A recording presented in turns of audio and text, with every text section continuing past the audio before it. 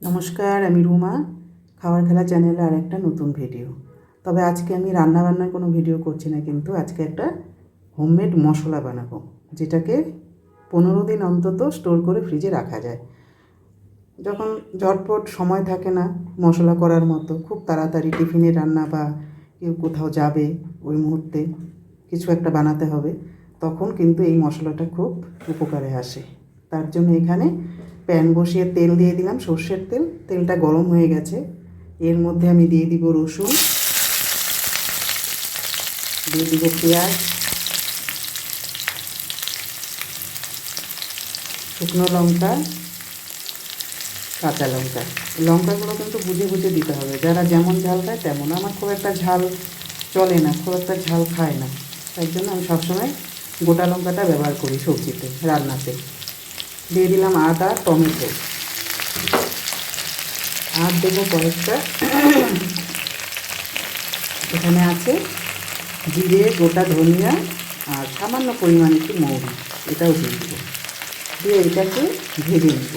খুব একটা কড়া ভাজা করবো না, মোটামুটি একটু ভাজা হয়ে গেলে ঠান্ডা করে এটাকে মিক্সিতে একটা পেস্ট করে নিতে হবে।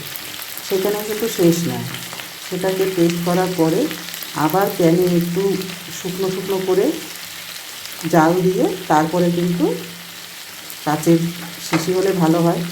স্টোরের জিনিসগুলো সবসময় কাচের জিনিসে রাখলে ভালো হয়। তারপর ওটাকে রেখে দিব ফ্রিজে। তো এটা ভাজা হোক, একটা বেশি ভাজবো না। এটাতে এখন নুন দিয়ে দিব, সামান্য একটু। নুন দিলে কী হবে বলুন তো, এই টমেটোগুলো বেশ গলে গলে যাবে, পেস্ট করতে সুবিধা হবে। এই মশলাটা করে রাখলে খুব সুবিধে রান্না করার সময়। যত রকমের আমিষ রান্না সব কিছুতে কিন্তু দেওয়া যায় এই মশলাটা।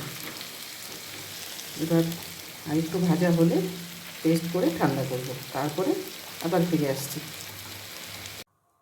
এই যে মশলাটা পেস্ট করে আমি প্যানের মধ্যে ঢেলেও নিয়েছি।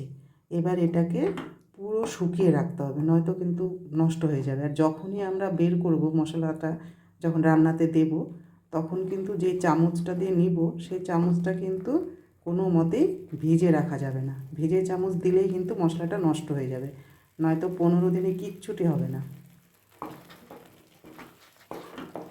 পুরো জল জল, যে টমেটোর যে জল জল ভাবটা যে আছে, পুরোটা কিন্তু শুকিয়ে ফেলতে হবে। আর যেহেতু তেলে ভেজেছি আমি সমস্ত জিনিসগুলো, পুরো তেল তেল হবে, তো এটা নষ্ট হওয়ার কোনো চান্সই নেই। বেশ অনেকক্ষণ ধরে এটাকে জাল দিতে হবে। এই যে কিনার দিয়ে কিন্তু তেল ছেড়ে ছেড়ে আসছে, তার মানে মশলাটা পুরো রেডি। এক ফোঁটা কিন্তু এর মধ্যে জল নেই, যা আছে তেল। এবার গ্যাসটা বন্ধ করে দেবো, ঠান্ডা হবে, তারপর এটা কাচের জারে রেখে দেবো। ঠান্ডা হোক, তারপর আবার আসছি। এই যে বন্ধুরা, আমার মশলাটা কিন্তু তৈরি হয়ে গেছে।